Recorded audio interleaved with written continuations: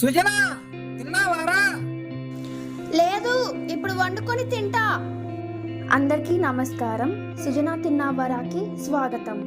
ఇవాళ నేను మీకు చూపించబోతున్నాను చక్కని చికెన్ గ్రేవీ.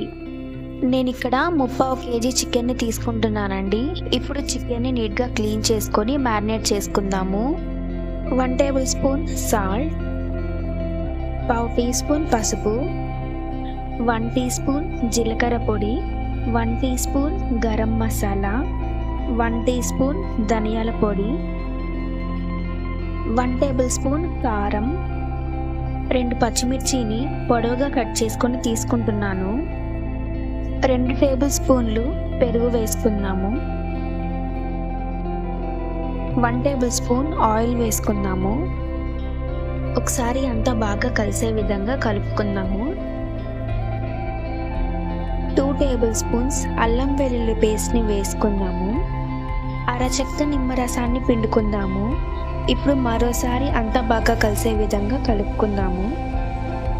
మ్యారినేట్ చేసిన చికెన్ని మూత పెట్టుకొని 1 అవర్ పాటు ఫ్రిడ్జ్లో పెట్టుకుందాము. ఇప్పుడు గ్రేవీ కోసం మిక్సీ జార్ తీసుకొని 2 టేబుల్ స్పూన్ల పచ్చి కొబ్బరి ముక్కల్ని వేసుకుందాము. అలానే 2 టేబుల్ స్పూన్లు జీడిపప్పు పలుకులు, 1 టీ స్పూన్ గసగసాలు, కొంచెం వాటర్ని యాడ్ చేసుకొని మిక్సీ జార్ మూత పెట్టుకొని మెత్తటి పేస్ట్ లాగా గ్రైండ్ చేసుకుందాము. మనకి గ్రేవీ పేస్ట్ రెడీ అయిపోయిందండి. ఇక్కడ నేను ఉల్లిపాయలు 2, టమాటాలు 2 పెద్దవి తీసుకున్నానండి. అలాగే గుప్పెడు కరివేపాకు, కొత్తిమీర, పుదీనా. గ్రేవీ కోసం ఉల్లిపాయ టమాటా చిన్న ముక్కలుగా కట్ చేసుకోవాలండి. ఇప్పుడు కర్రీని స్టార్ట్ చేద్దాం. ఒక కడాయిని తీసుకొని 2 టేబుల్ స్పూన్లు ఆయిల్ని వేసుకుందాము. ఫ్లేవర్ కోసం 1 టీ స్పూన్ నెయ్యిని కూడా వేసుకుందాము. ఆయిల్ వేడైన తర్వాత ఉల్లిపాయ ముక్కల్ని వేసి వేయించుకుందాము. అంతా ఒకసారి కలుపుకొని మూత పెట్టి మగ్గించుకుందాము.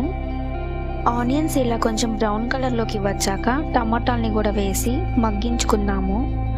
ఒకసారి అంతా కలుపుకొని మూత పెట్టి మగ్గించుకుందాము.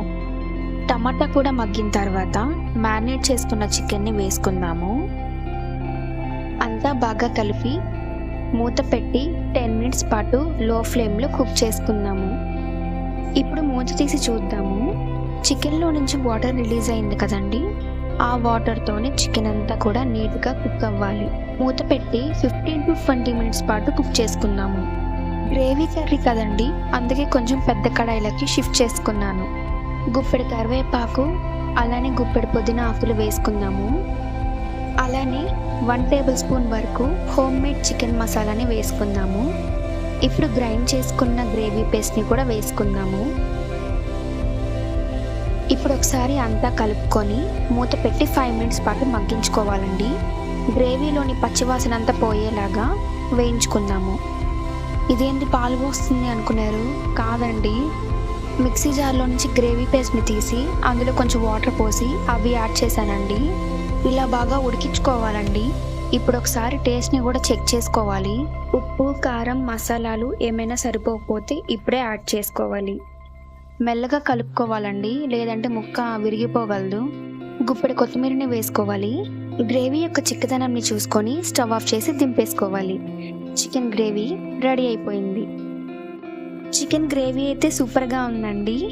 ఈ చికెన్ గ్రేవీ వడ, రైస్, రాగి ముద్దకి బెస్ట్ కాంబినేషన్. మీరు కూడా తప్పక ట్రై చేసి ఎలా ఉందో కామెంట్ చేయండి. లైక్ చేయండి, షేర్ చేయండి, సబ్స్క్రైబ్ చేయండి. అలానే ఇన్స్టాగ్రామ్ పేజ్ని కూడా ఫాలో చేయండి. Thank you for watching.